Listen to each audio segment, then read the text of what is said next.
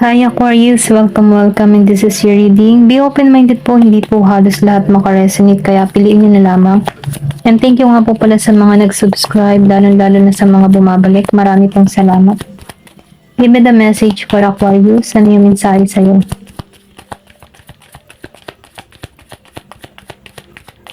Give me the message for Aquarius.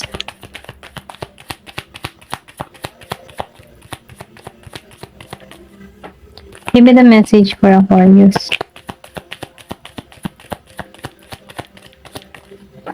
Give me the message for Aquarius.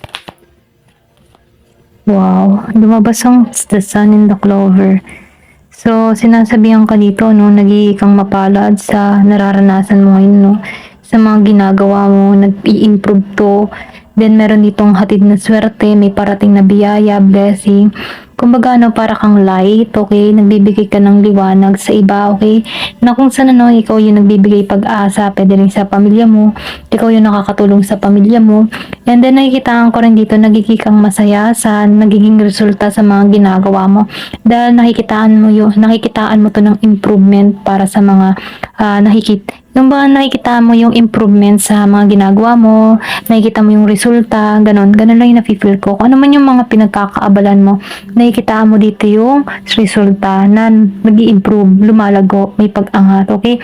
Meron ditong pinanganak ng 31, meron din 2. Give me the message ng mensahe, or pwede rin 31 years old.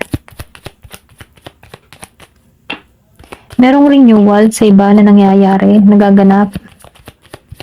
So, nafe-feel ko dito, no, merong kang blessing, merong kang marireceive na biyaya.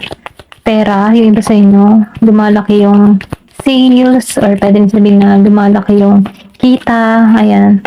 Meron ka mga ginagawa sa social media, nakikita mo na yung resulta. Pero ganun pa man, ano, mag-ingat ka pa rin dito. Meron dito, Year of the Snake, na kung saan, ano, energy nito ay Aries, Leo, Sagittarius, kung meron ka mang kilalang ganito, okay? So, itong tao nito, no, nafe-feel ko dito na nagmamatsyag sa'yo, okay? Kumbaga, nafe-feel ko dito na nakafocus to sa'yo dahil nakikita nito yung pagtatagumpay mo. Okay, meron ditong man. Pwede rin sabihin, ano, nagiging mapalad yung iyong love life dito. Kaya meron ditong tao na naiinggit sa nangyayari or nagaganap sa'yo. Kumbaga, nagiging kang mapalad sa love and sa money and sa trabaho mo, okay? So, itong tao na ito nakamatsyag. Pwedeng nagsiselos or naiinggit sa natatamo mo sa buhay.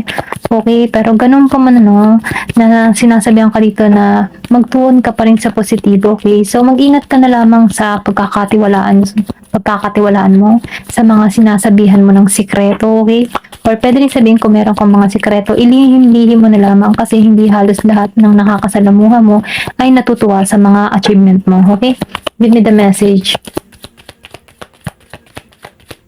So, meron ditong lady. So, nakikita ko din dito, no, nagiging kang matalino sa pagpapasya na ginagawa mo sa mga gusto mong mangyari or gusto mong marating, ano, nagiging kang matalino sa mga pinaplano mo. Okay, ito lang nafe-feel ko.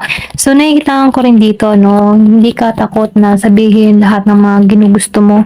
Kumbaga, may pagpaprangka ka, okay? Pero ganun pa man, ano, nababaka sa iyong mga mata yung pagiging mong inosente. Okay, so meron ako nakikita ditong engagement ring. Or meron ditong proposal na parating sa'yo, okay? Meron ka ditong kadiling na tao na Scorpio, Cancer, and Pisces. Yung iba naman sa inyo, meron kadiling na Aries, Leo, Sagittarius. Merong sorpresa, merong regalo kang marireceive dito. Ito lang yung nakikita ko. So, pwede itong humantong sa kasalan, okay? Or pwede rin sabihin na biglayin ka dito ng pagkakataon na hindi mo to inaasahan kasi lumabas ang the sun and the clover. Then, meron din ditong tao na nagmamahal. So, meron din ditong blessing na biyaya. Meron kang marireceive na regalo. Okay, kumbaga, no, nakikitaan ko dito yung pagiging simple. Ayan, meron pinanganak ng 29, 25, 28, 7 at 2. Ayan, give me the message.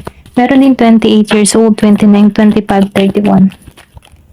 Subok, meron din 26, So, nakikita ko dito, marami kang inaral, marami kang inalam. Kumbaga, yung mga pinaghirapan mo, yung mga sinearch-search mo, inaral mo, nagkakaroon na to ng magandang bunga, okay?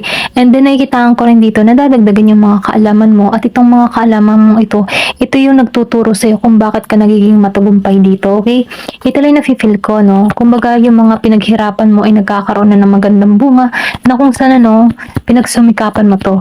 Okay? Kaya nakikita ko dito na nagiging kang matalino, sa pagpapasya mo, sa mga ginagawa mo. So, papatungo ka dito, no, sa success, sa tagumpay, road to success. Kumbaga, meron dito mga mensahe or pwede rin sabihin na marami kang followers, marami nagsusubscribe sa'yo kung isa ka man YouTuber, or pwede rin sabihin kung ikaw man ay isang meron kang Facebook page, TikTok, kung ganyan. So, nakikita ko dito na maraming nakasubaybay sa'yo, maraming nakatingin sa mga ginagawa mo, okay? Kumbaga, maraming humahanga sa'yo, okay? Kumbaga, itong mga tao na to na fans mo sa social media, kung meron ka mang ginagawa, ito yung patuloy na tumutulong para umangat ka dito. Ito lang nakikita ko, no?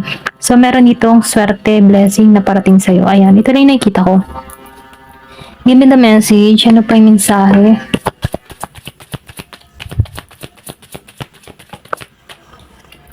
So, meron ditong sikmet. So, nakikita ko rin dito, no, na nagiging kang totoo sa sarili mo, okay? Kumbaga, meron kang lakas, tapang, kakayahan na tulad ng isang leon. Then, nafe-feel ko dito na marami kang gustong makamit. Kumbaga, andun yung ambisyon mo, okay? Marami kang gustong mangyari or maganap. Marami kang gustong kahilingan na matupad. Okay, ito lang nakikita ko. Kumbaga, inaaral mo din dito yung iyong mga naging pagkakamali, okay? Kung meron ka mang naranasang pagkakamali sa buhay, ito yung mga nagtulak sa'yo kung bakit nagbabago ka ng mindset, nagbabago ka ng pananaw sa buhay. Kumbaga, nagiging kang matatag sa mga experience na naranasan mo, kung bakit ka nagtatagumpay dito. Ito lang yung nafe-feel ko, no? Then, meron dito na first quarter. So, nakikita ko dito na it's time to commit. Kumbaga, ikaw, matindi yung kapit mo kay God, or pwede rin sabihin, andun yung connection mo kay God, hindi ka nawawala ng pag-asa, tumatawag ka once na may mga problema kang tinatahak. Dahil dito, no, sa pagiging mong konektado kay God, or pwede rin sabihin sa pagiging mong faithful sa Kanya, nakikita ko dito, the more na binibless ka nito, okay? Kasi nagtitiwala ka sa proseso niya. Ganun, okay? Ito lang nafe-feel ko. So, nakikita ko rin dito na nagkakaroon ka ng balanse para sa sarili mo, okay? Nahanap mo yung balanse ng sarili mo, okay? Kumbaga, yung mga problema na tinatahak mo or nararanasan mo, ay kaya mo tong malampasan dahil lang sa pagkapit mo, dahil binibigyan ka dito ng talino kung paano mo maalisan yung mga problema na tinatahak mo. Okay? Ito lang nakikita ko. Give me the message. Excuse me po.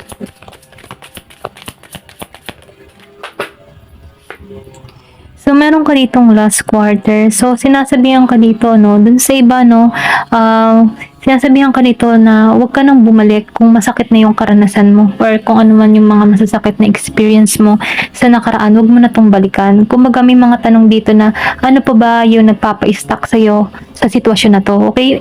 Ito yung nakikitaan ko dito, yung iba sa inyo, no, kasi na-feel ko dito na meron ditong tao na ayaw pa niyang pakawalan yung mga nakaraan niya, or pwede niya sabihin, ayaw niya pang pakawalan yung tao niya, or pwede niya sabihin yung experience na naranasan niya. Kumbaga, natiim siya dun na-stuck siya dun.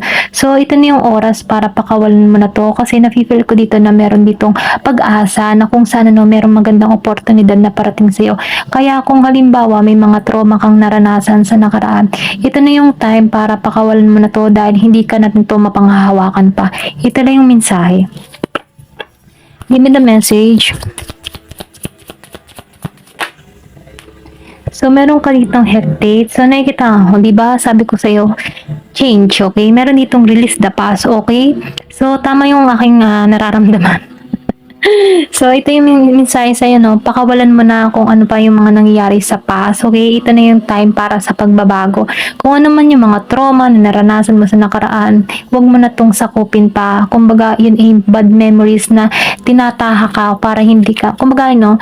Yung trauma kasi, halimbawa, trauma sa nakaraan, ito yung sumisiksik sa kaisipan mo, yun yung negative energy na kung saan ayaw ka nitong pakawalan, ayaw nito kang magtagumpay sa hinaharap. So, kumbaga, ito yung pumipigil sa'yo para sa pagbabago. Kaya mainam ano, sinasabihan ka dito, once na may trauma ka, ihil mo lang yung sarili mo, then ipagdasal mo na mawala tong mga nararamdaman mo sa nangyari trauma in the past, na kung saan ano, ito yung magtutulak sa'yo sa pagbabago. Kung once na napalit, na napakawalan mo to, nakikitaan ko dito na may pagbabago merong change na pagbabago na mangyayari sa'yo.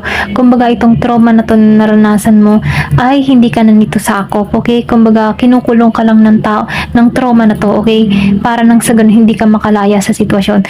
Hindi to halos lahat, ano, yung itong nakakaranas ng trauma, kasi nafe-feel ko dito, meron ditong tao na nakaranas ng trauma, depression, or masakit na pangyayari sa kanyang nakaraan, na kung saan, ano, tinuturuan siya ditong i-let go na to, kasi hindi na siya nito sakop. Kumbaga, ito lang ay yung negative na isipan na kumukulong sa kanya para ma-stuck siya sa sitwasyon. So, binibigyan siya dito ng lakas dito sa segment, ng lakas ng loob na alisan to, kasi merong magandang naghihintay sa kanya dito sa hinaharap, okay? Ito lang yung mensahe sa'yo. Ayan. Thank you for watching. Love and peace.